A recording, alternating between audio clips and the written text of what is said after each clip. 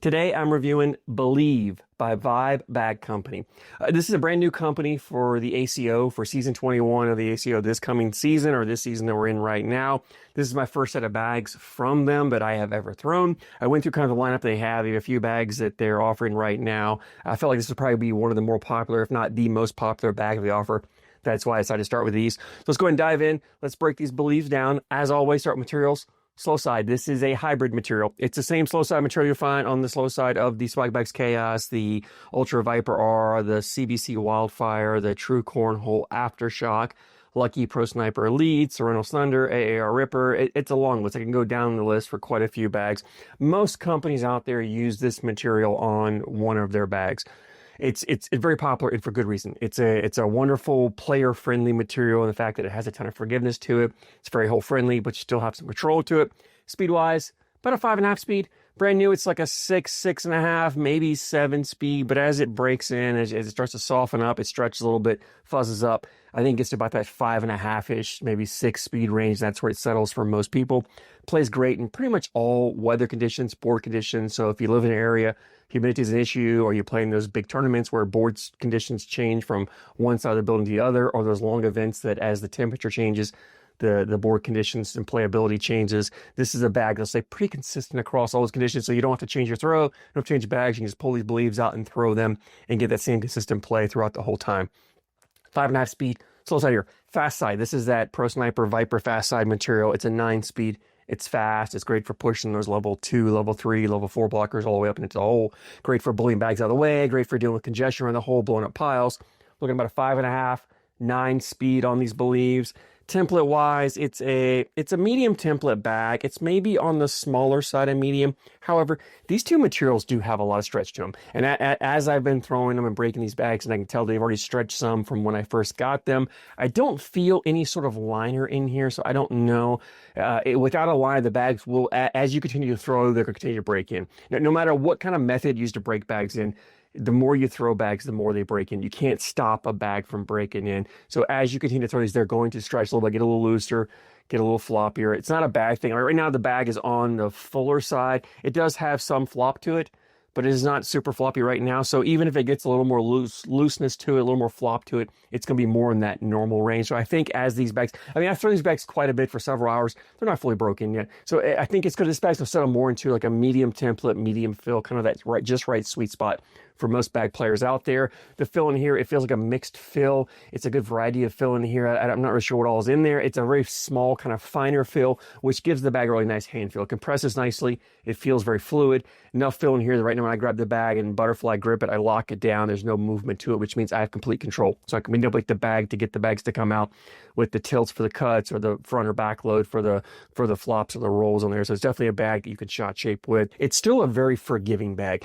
Typically bags that are on that medium to small template and on the fuller side typically are less forgiving. This bag has quite a bit of forgiveness to it. So it's not a bag that's going to have a really harsh, punishing kick to it, which means if you don't throw flat, you can still throw these Believes and get away with them and have success with them. It's going to land, even with the tilt to it, it's going to land fairly soft. It's not going to have a lot of movement. It may have a little bit, but if you're consistent with your tilt of your bag, which your weight is, you can adjust your landing spot and the bag will consistently run to the hole. So you can make those adjustments and play that way with it. It's also a very hole-friendly bag. Both materials very hole-friendly for the speeds of them. This slow side, one of the reasons it's so popular is because it is super hole-friendly, super drippy, especially for being kind of that 5.5 speed, which is more of a controllable speed. These bags are ACO stamps. Playing the ACO, you can throw the Believes. Let's go ahead and jump in. Let's talk more about playability on these. And this bag has versatility to it. Most hybrid material, most bags that have hybrid materials on the slow side are versatile bags. This to me is a bag, if I'm pulling it out, I'm really in the mindset of I'm going to run bags in the hole. I really feel like with this slow side material, it's better suited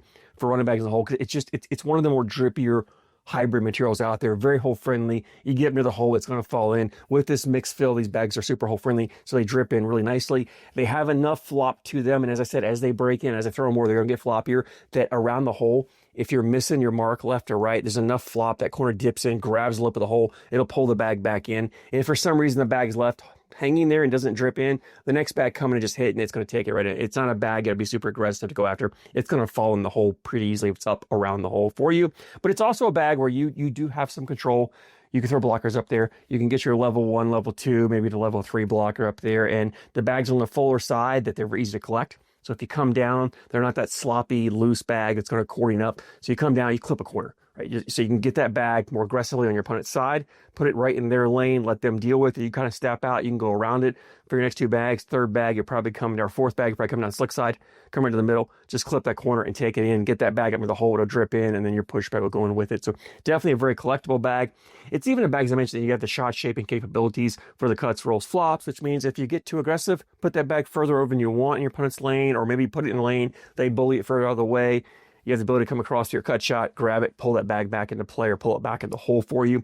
It also gives you the ability to deal with your opponent's dirty style gameplay. So if they're throwing blockers up there, you've got the ability to kind of cut around, roll or flop over the bag, leave your opponent's blockers there, put your bags in the hole, take hole control, make them work to collect their bags. So it's definitely a bag that'll work well with dealing with opponents who play dirty style gameplay. As far as the shot shaping goes, if you're average to elite or advanced, you should have no problem with it. If you're below average, you're beginning, maybe not the easiest bag for that. You can learn on it, but I would recommend going with a little bit more of a bouncier bag, more aggressive fill, maybe of a stickier, more slow side material, easier for those below average or beginning shot shaping players. But average and above, you'll have no problem with this. I had no problem just going to stage my blockers, just cutting around the bags or kind of going around or over the bags. It was a bag I could manipulate pretty well. So definitely a bag that gives you the options to deal with dirty style gameplay. It gives you the options to play those dirty style gameplays. It really allows you to kind of change how you want to play.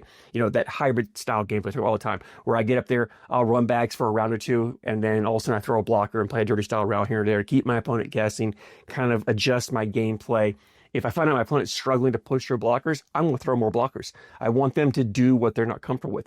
If I find they're having no problem pushing through blockers, but maybe they're struggling to run bags, and I'll just start running bags and try to make them keep up with me. So it's a bag that gives the option throughout the game that you can adjust depending on how your opponent's playing and play to their weaknesses and give you every advantage that you can get to score points every round and win those games. It's a fun bag to throw. It's a great bag for blind draw, switches, wherever you're getting random partners to play with. Because the versatility with it, you can get up there no matter what style of gameplay your opponent likes to play or your partner likes to play. You can both play your style of games this bag and have success. So definitely great to take with you in your backpack for when you get those partners where you just don't know what to throw. Pull these out. You can both play your game and have success with them. It's definitely a fun bag. I really enjoy throwing it. I put a lot of bags in the hole. It's a bag that fits my play style really well. Definitely a bag that I think a lot of you are going to like. I think it'll be a very popular bag for Vibe Bag Company. So if you're looking to check out their bags, I'd probably recommend starting with the Believe. I mean, it's the one that I chose to start with, and I'm not disappointed in whatsoever.